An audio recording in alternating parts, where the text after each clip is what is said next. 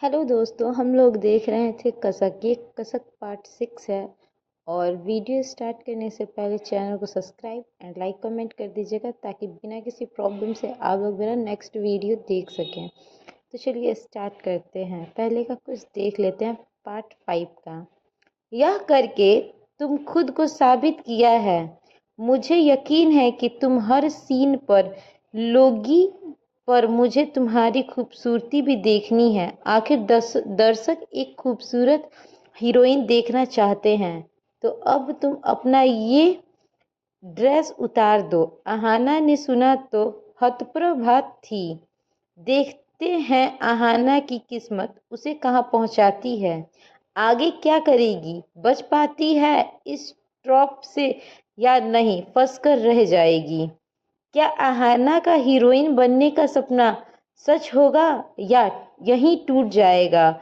Shooting set पर आखिर ऐसा क्या हुआ जिसने अहाना को हैरान कर दिया। तो चलिए देखते हैं आगे। यह करके तुमने खुद को साबित किया है। मुझे यकीन है कि तुम हर सीन कर लोगी, पर मुझे तुम्हारी खूबसूरती भी देखनी है। आखिर दर्शक एक खूबसूरत हीरोइन देखना चाहते हैं। और अब तुम अपना ये ड्रेस उतार दो। अहाना ने सुना तो हतप्रभ थी। वह उसे हैरानी से देखने लगी। क्या हुआ, क्या सोच रही हो। उसे हैरान देखकर डायरेक्टर उसकी मन स्थिति समझ रहा था, पर वह बड़ा ही घांग था। ना जाने कितनी लड़कियों को काम देने के बहाने उनका शोषण कर चुका था और अब उसकी शिकारी नजरें अहाना पर टिकी थी। वह उसकी मजबूरी भांप चुका था कि उसे हर हाल में काम चाहिए। इस मजबूरी को हरिहाल बना बना मासूम लड़कियों की मासूमियत छीन लेने का उसका शौक अब अहाना को पाने पर अटक गया था। उसकी सुंदर काया देख वह उसे पाने को मचल रहा था, पर अभी खुद को शांत दिखाने का नाटक कर रहा था। उतारो, उसने उसकी आंख में देखते हुए कहा। तो अहाना की आंखों में शर्म और डर दोनों उतर आए। नहीं, मैं ये नहीं करूंगी, उसने इनकार किया। तुम्हें रोल चाहिए कि नहीं, उसने जोर देकर पूछा। हाँ, रोल चाहिए, क्योंकि मुझे काम की ज़रूरत है, उसने रुहसती हुए कहा। हाँ तो मिलेगा रोल, पर जैसा कर रही हो वैसा करो।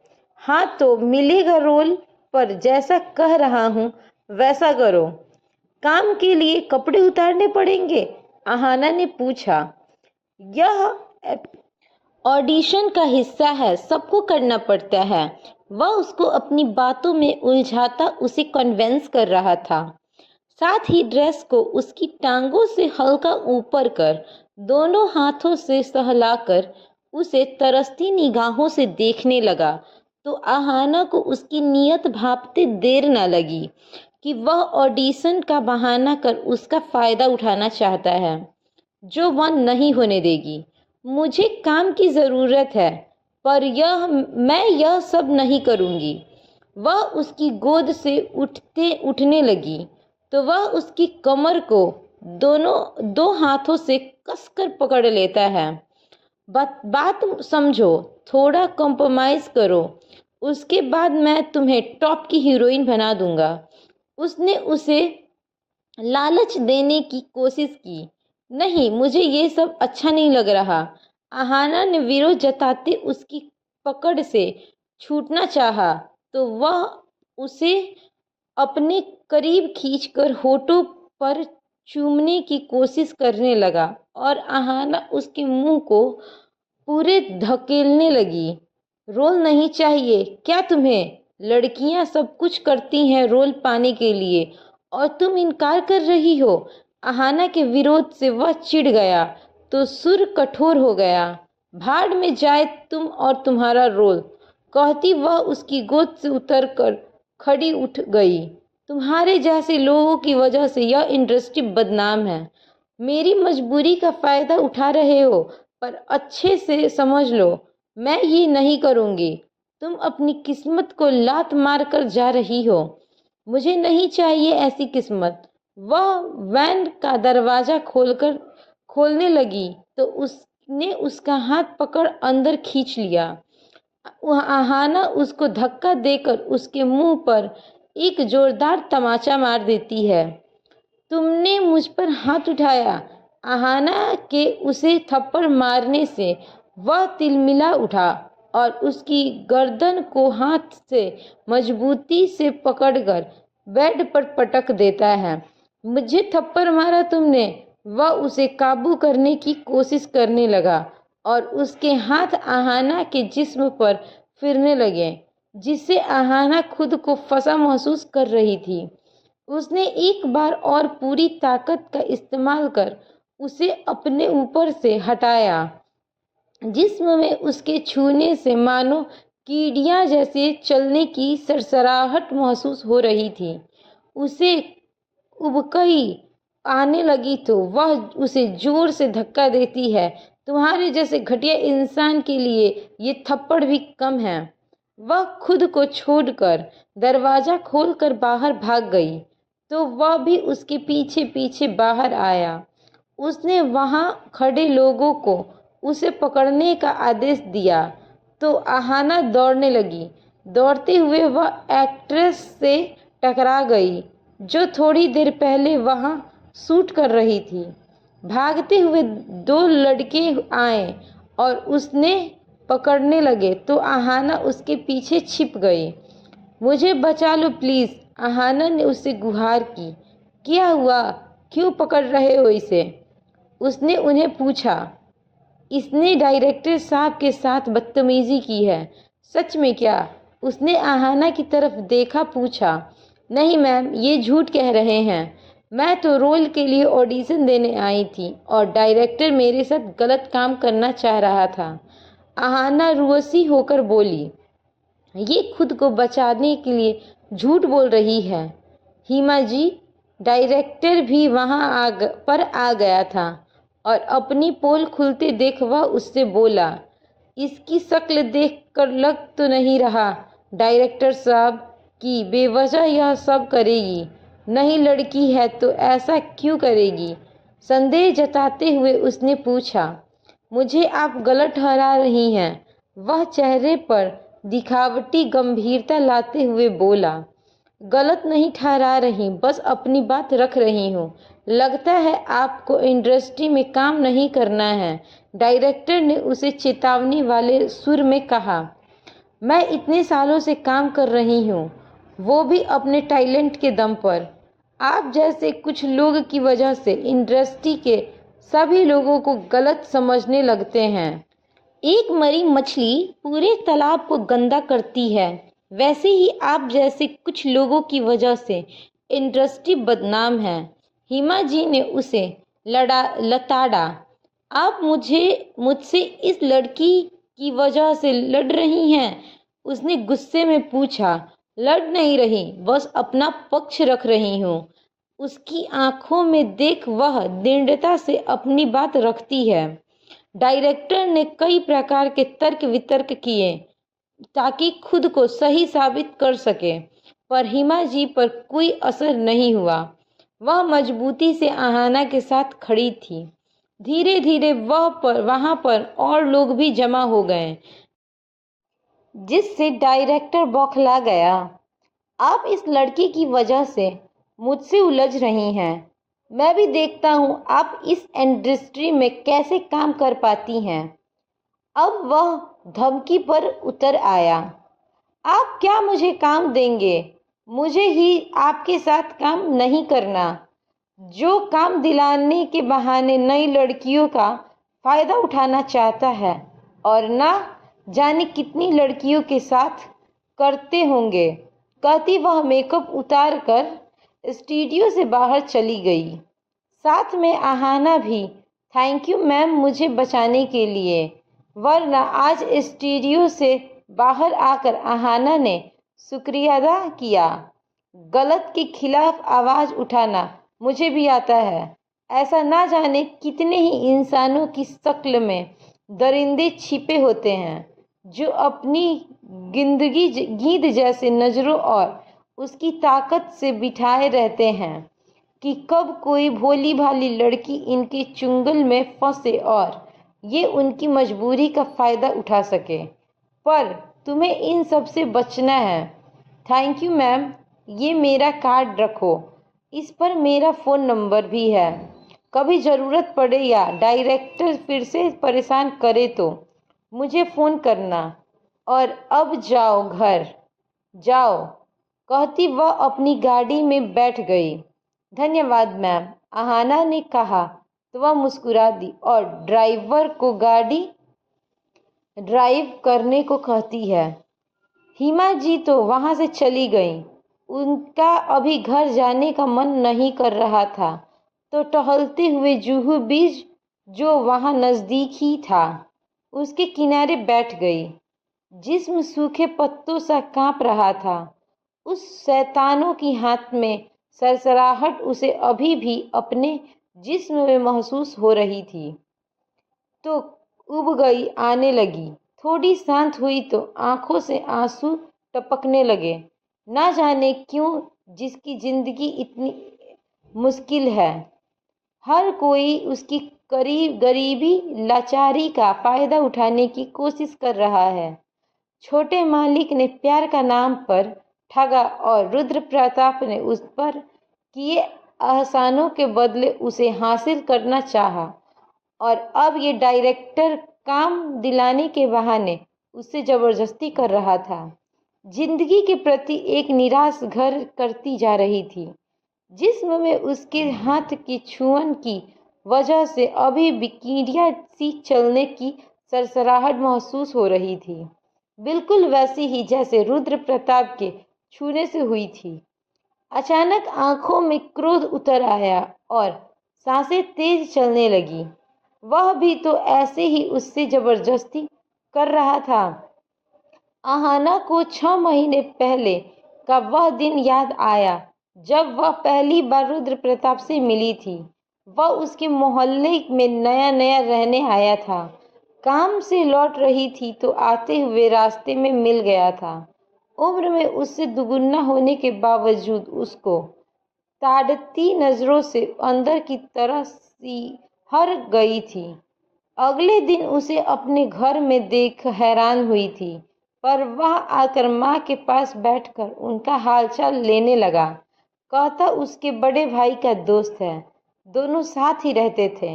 नाम भी बताया भाई का और उनके परिवार के बारे में भी सब कुछ।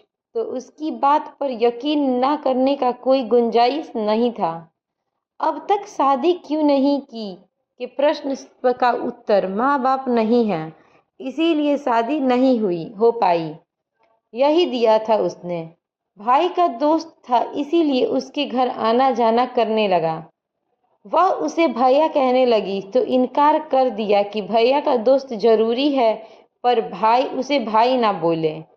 छोटी मोटी मदद कर उसकी नज़रों में अच्छा बनने की कोशिश करता, पर उसे तो उनकी नज़रों में अपने लिए कुछ और ही दिखता, इसीलिए उसके सामने आने से बचती थी। वह हमेशा उसे ललचाई नज़रों से जो देखता रहता था। अगर उन्हें पता होता कि वह एक क्रिमिनल है और हर 6 महीने बाद पुलिस से बचने की नई जगह तलाशता है, तो वे उसे अपने घर में बढ़ने की इजाज़त कभी नहीं देते। पर सच्चाई जानने तक बहुत देर हो चुकी थी। महीने दिन में ही वह उनके घर के सदस्य जैसा हो गया था। छोटी मोटी मदद कर वह और उसकी माँ उसके एहसानों तले दबने लगे। माँ की तबीयत ज़्यादा बिगड़ी तो हॉस्पिटल में एडमिट करना पड़ा। डॉक्टर्स ने 50,000 का बिल बनाया। उसके पास तो 1,000 रुपये न थे, 50,000 तो कहाँ से देती। तुम्हारी माँ मेरी भी माँ है कहकर उसने भी हॉस्पिटल का बिल भरा था। उसके बाद तो वह बिल्कुल झुक ही गई। स्वार्थ में ही सही वह उसकी मदद कर रहा था, पर उसका असली रंग जब माँ गुजर गई तब सामने आया। जिसके पास उसका घर गिरवी पड़ा था, उसे 60 गांठ कर पैसे लेने भेज दिए। वह चुका नहीं सकती तो उसके अपनी तरफ से पैसे देकर घर के कागज लेकर भेज दिया और घर के कागज लौटाने के बदले शादी की डिमांड रख दी कि उसे उससे प्यार हो गया है। वह उम्र में उससे दुगुना था, पर उसके एहसान तले इतना दब गई कि शायद उसकी हाँ ना अब कोई मायने नहीं रखती थी। तो उसने आदेश सुनाया, तैयारी कर लो, अगले हफ्ते हम शादी कर रहे हैं। इतनी जल्दी? इतना ही उसकी हलक से निकला था। और हाँ, और मुझे लगता है कि तुम्हें भी कोई ऐतराज नहीं होना चाहिए। अपना आदेश सुनाकर चला गया। पर उस दिन उसका पर्स उसके घर छूट गया। पर्स में लगी फोटो देख हक्की बक्की रह गई थी। उसकी बीवी और बच्चे के साथ फोटो थी। वह पूछने पीछे उसके घर आई। उसे समय फोन पर किसी से बात कर रहा था कि वह अब तक 5 खून कर चुका है, जिसकी वजह से उसे छिपने जगह बदलनी पड़ती है और इसीलिए आजकल यहाँ छिपा हुआ है। यह सुनकर उसके होश पख्त हो गए थे, जिसकी वजह से हाथ में पर्स नीचे छूट गया। आवाज सुनकर उसने मुड़कर देखा तो पहले तो हैरान हुआ, फिर बोला, क्या सुना तुमने? कुछ नहीं, डर के मारे हकला गई थी। हाँ, ऐसे ही कान और मुंह बंद रखना, समझ गई, वरना छठा खून तेरा होगा। उसकी लाल डोरे तैयारती शैतानी आंखें उस समय और भी भयंकर हो गई थी, जिसे देख वह थर-थर कांपने लगी थी। अपनी किस्मत पर आंसू बहाने भागती घर आ गई थी। अब वह उसे के पास वहां से भागने के अलावा कोई चारा ना बचा था।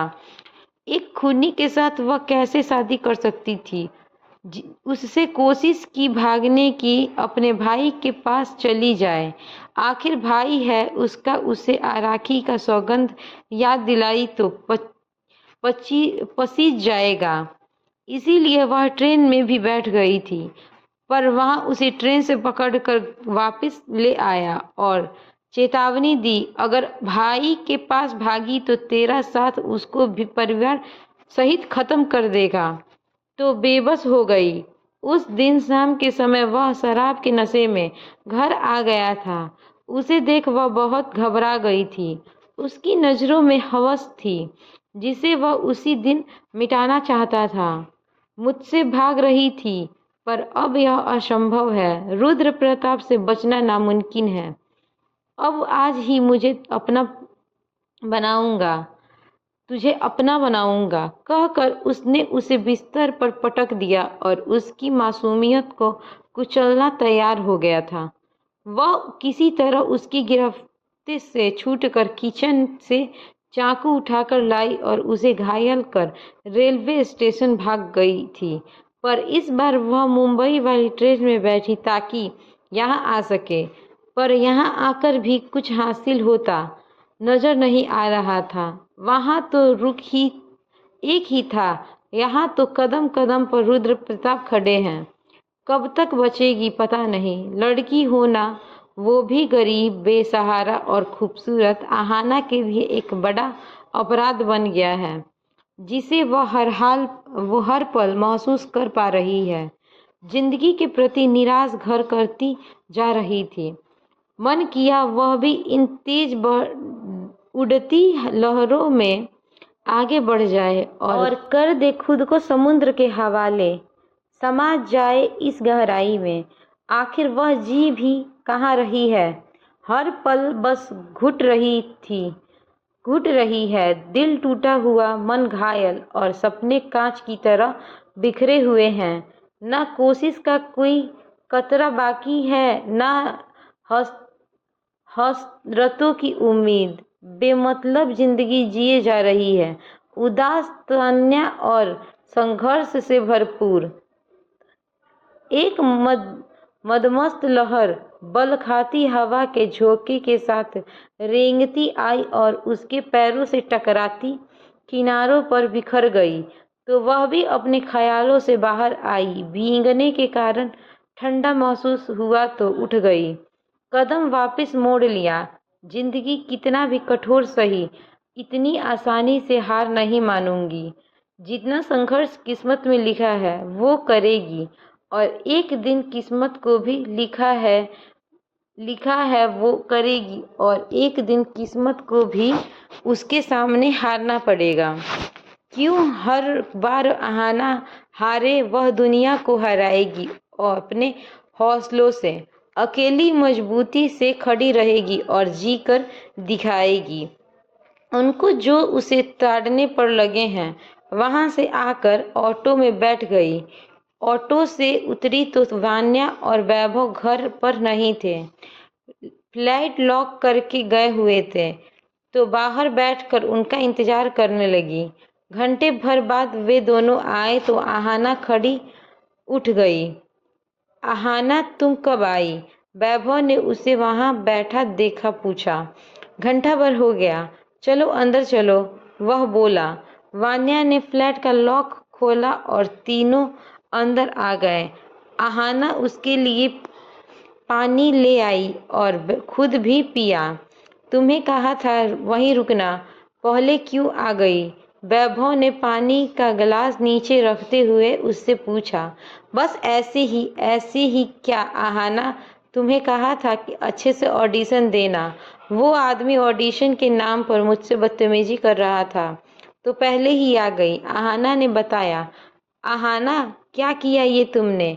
वो बदतमीजी नहीं थी, तुम्हारा ऑडिशन था, और तुम उस ऑडिशन को थप्पड़ मारकर आ गई। वैभव का सुर हल्का गुस्से वाला था। वैभव, वह मेरे साथ गलत काम करना चाह रहा था, थोड़ा कंप्रोमाइज कर लेती तो क्या हो जाता, कम से कम काम तो मिल जाता। स्ट्रगल को पहले इस सबसे गुजरना पड़ता है। जब मैं वहां गया तो डायरेक्टर भुनभुनाया बैठा था। भूल जाओ कि अब तुम हीरोइन बन पाओगी, क्योंकि उसने मुझे धमकी दी है कि तुम्हें काम नहीं देने देगा। क्या कर रहे हो तुम काम के लिए मुझे गलत काम करने को कह रहे थे, और वो क्या मुझे काम देगा? मुझे फिल्म में काम करना ही नहीं। आहाना ने अपना फैसला उसे सुनाया। क्या करोगी फिर? कुछ भी कर लूंगी। आज के बाद ना मैं ऑडिशन के लिए जाऊंगी और ना मुझे आइंदा भेजने की कोशिश करना। मैं तुम लोगों पर ज़्यादा दिन बोझ भी नहीं बनूंगी। कल से कोई और काम ढूंढ लूंगी, कहती आहाना कमरे में चली गई। तो वान्या और वैभव भी कमरे में आ गए।